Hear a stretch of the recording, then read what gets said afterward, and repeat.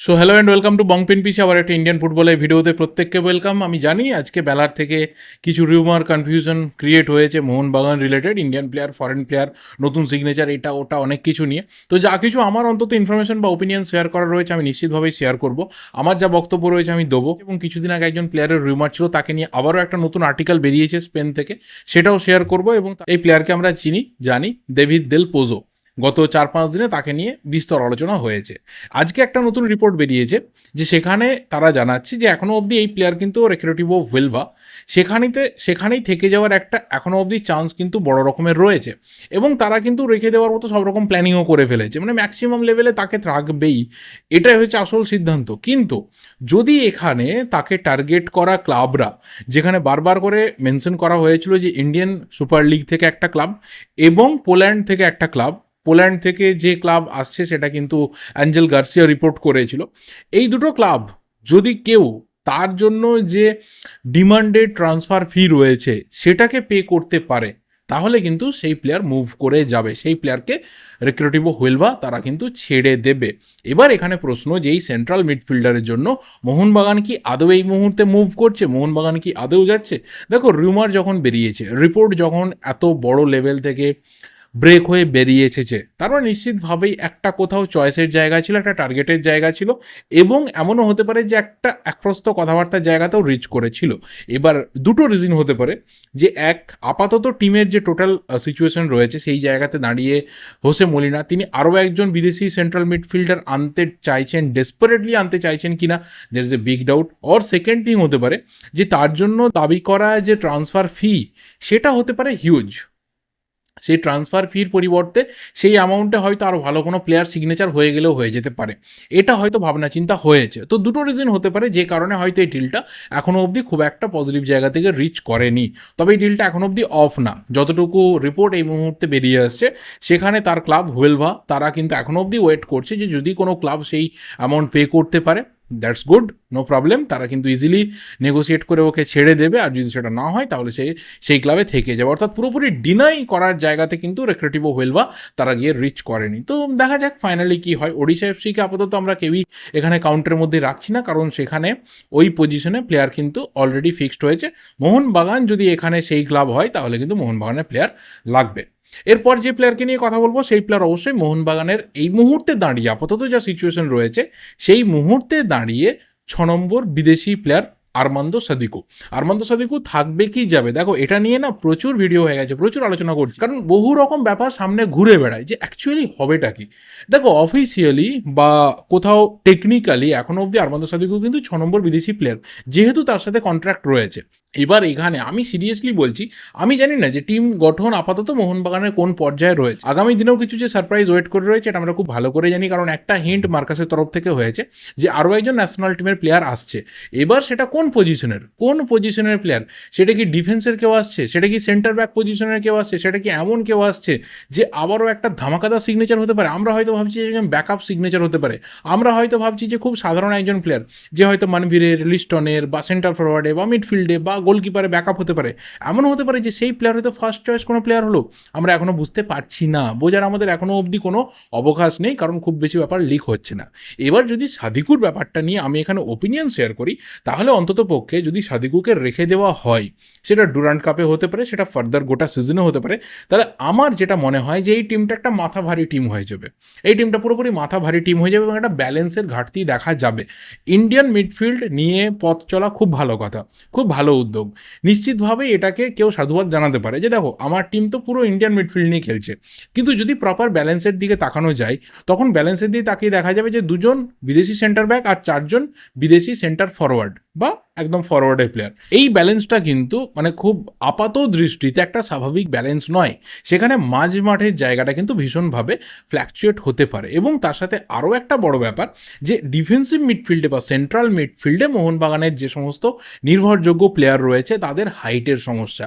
এখানে যদি একজন কোথাও ভালো হাইটের সেন্ট্রাল মিডফিল্ডার থাকে, যেটা জনি কাউকো ছিল, যেটা এর আগে কার্ল ম্যাকিউ ছিল, এই ধরনের মিডফিল্ডার যদি থাকে সেটা টিমের জন্য কিন্তু ডিফেন্সের দিক থেকে, মাঝমাঠের দিক থেকে এবং ফরওয়ার্ডের দিক থেকে সব দিক থেকে লাভের। এখনও অবধি আমি অন্তত পার্সোনালি আশাবাদী যে আর্মান্দো সাদিকুকে ছেড়ে মোহনবাগান একজন মিডফিল্ডার নিয়ে আসার চেষ্টা করবে, যে মিডফিল্ডারের ওপর ভীষণভাবে বড় দায়িত্ব শুধুমাত্র এফসি চ্যাম্পিয়ন্স লিগ 2-এ নয়, গোটা সিজনে আইএসএল এবং সুপার কাপে থাকতে চলেছে। এটা যদি এখানে ভুল প্রমাণিত হয় তাহলে অন্ততপক্ষে আমাদের যে ফুটবল রিডিংটা রয়েছে একটা টিমকে দেখে বা একটা টিমের ফিউচারের কথা ভেবে সেটা ভুল প্রমাণিত হতে পারে। নাও লাস্ট যে ব্যাপারটা নিয়ে কথা বলবো, এই ব্যাপারটা আমার মনে হয় যে অনেক বেশি আরও কনফিউশন তৈরি করেছে, কারণ সেখানে এমন একজন প্লেয়ার ছেড়ে যেতে পারে, এমন একজন প্লেয়ারকে ছেড়ে দেওয়া হতে পারে, এই রুমার রয়েছে, যেটা কিন্তু মোহনবাগানের যে ডিফেন্সিভ স্টেবিলিটি রয়েছে সেখানে একটা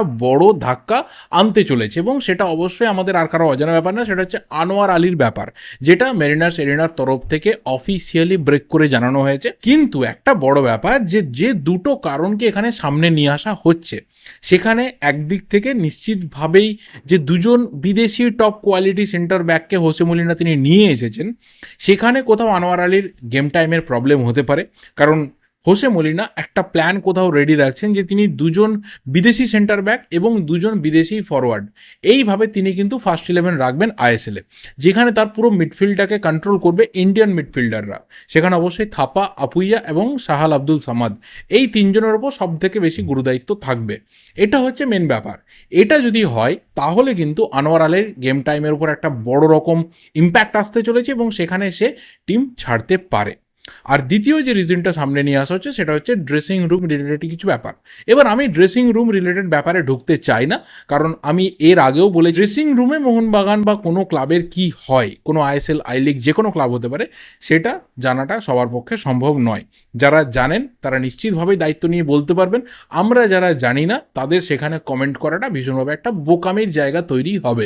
আমরা যদি কিছু জানতেও পারি সেটা ভীষণভাবে একটা আনভেরিফাইড সোর্সেস থেকে জানবো, কোনো রকম প্রুফ থাকবে না। তো কিছু একটা বলে দিলাম, কিন্তু তার এগেনস্টে আমাকে যদি কেউ কিছু বলে আই ক্যানট কাউন্টার। তো সেই কারণে আমি ড্রেসিং রুম রিলেটেড কিছু বলতে চাই না। কিন্তু বারবার করে কেন এই ড্রেসিং রুমের ব্যাপারটা মোহনবাগানের সাথে জড়িয়ে যাচ্ছে, এটা আমার মনে হয় যে অনেকের ভাবার প্রয়োজন এসেছে। যখনই হুগো বুমোর কথা হয়, যখনই প্রীতম কোটালের কথা হয়, আবার এখন আনোয়ার আলীর কথা হচ্ছে, মাঝখানে প্রবীর দাসের কথা হয়েছিল, সেখানে কিন্তু বারবার করে এই ড্রেসিং রুম উঠে এসে গেছিলো। কেন হয় সেটা যারা ভাববেন তারা ভাববেন, আমি যেটা জানি না সেটা নিয়ে বেশি কথা বাড়াতে চাই না। কিন্তু এখানে যে বিষয়টাকে সামনে আনা হচ্ছে সেটা হচ্ছে গেম টাইমের ব্যাপার।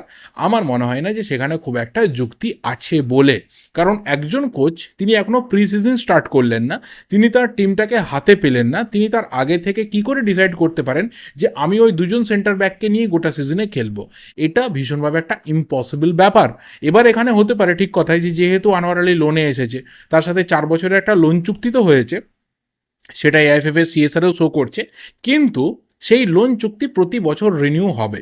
কারণ লোনের যে পেপারস রয়েছে সেই পেপার কিন্তু প্রতি বছর আপডেট করতে হয়। লোনের যে ডিল রয়েছে সেটা 31 মেতে কমপ্লিট হয়ে গেছে, 1 জুন থেকে আবারও সময় রয়েছে সেই লোনের যে চুক্তি রয়েছে সেটাকে আবারও রিনিউ করে নেওয়া। এবার যেহেতু মোহনবাগানের সাথে সেই অর্থে চুক্তি একটা হয়ে রয়েছে যে 4 বছর তাকে এইভাবে রিনিউ করে নেওয়া হবে, সেটা কিন্তু তার যে এজেন্ট রয়েছে বা তার যে club Delhi football FC, Delhi football club রয়েছে এবং মোহনবাগান রয়েছে, তারা সেই চুক্তিতে গিয়ে সহমত হবে যে আবারও এই লোন চুক্তিটাকে রিনিউ করে নেওয়া হলো। সেই ক্ষেত্রে কোথাও একটা প্রবলেম আসতে পারে যে হয়তো অন্য কোনো আইএসএল ক্লাব বা বিদেশের কোনো ক্লাবের তরফ থেকে তার প্রেজেন্ট ক্লাব বা তার এজেন্ট বা প্লেয়ার ভালো অফার হয়তো পেয়েছে, হয়তো তাকে বেটার স্যালারি দেওয়া হবে, হয়তো তাকে অন্য কোনো ধরনের প্রপোজাল, মানে একদম সিজনের পুরো 100% গেম টাইম, এই ধরনের কিছু অফার করা হয়ে থাকতে পারে। সেটা হয়তো প্লেয়ার ভাবছে, সেটা হয়তো তার এজেন্ট বা তার এই মুহূর্তে যে টিম রয়েছে তারা ভাবছে, হয়তো সেখানে যে লোন ফি রয়েছে সেটাও বেশি হতে পারে। এই ধরনের নেগোসিয়েশন হয়ে থাকতে পারে, কারণ আমরা জানি যে গোটা আইএসএল টিমগুলোর দিকে তাকালে বেশ কিছু টিম রয়েছে সেখানে কিন্তু সেন্টার ব্যাক পজিশনের প্লেয়ার লাগবে। তাদের মধ্যে যদি কেউ কোনোভাবে বেটার অফার দিয়ে থাকে সেটা হয়তো ভাবনা চিন্তার জায়গায় থাকবে।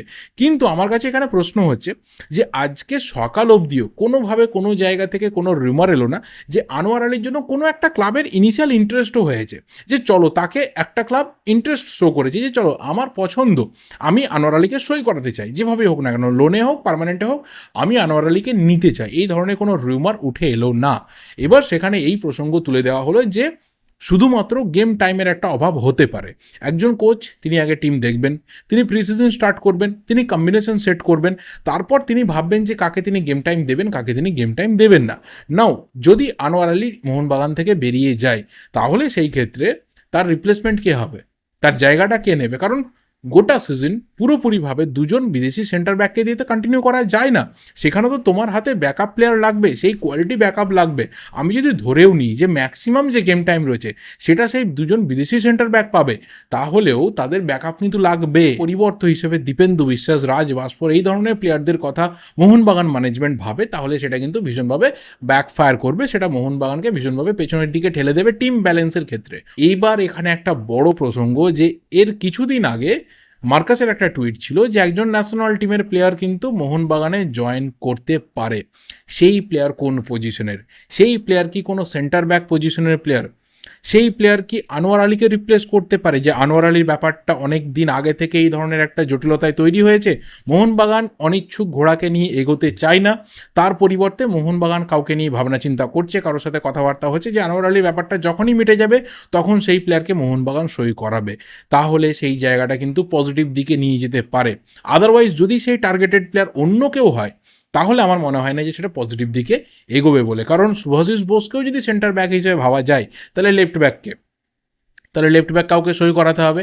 সেখানে ভাবনা চিন্তা করতে হবে। আর গোটা সিজন শুভাশিসের উপর ভরসা করাটা একটা বড় বোকামোর জায়গা তৈরি হতে পারে, একটা বড় ব্লান্ডার হতে পারে। কারণ একজন 23 বছরের সেন্টার ব্যাককে রিপ্লেস করে কখনো একজন 30 বছরের সেন্টার ব্যাককে নিয়ে আসা যেতে পারে না। তো অনেক ধরনের ইকুয়েশনস তৈরি হতে পারে, অনেক ধরনের ওপিনিয়ন এখানে উঠে আসতে পারে, অনেক ধরনের কি বলবো নেগোসিয়েটিং ওপিনিয়ন উঠে আসতে পারে।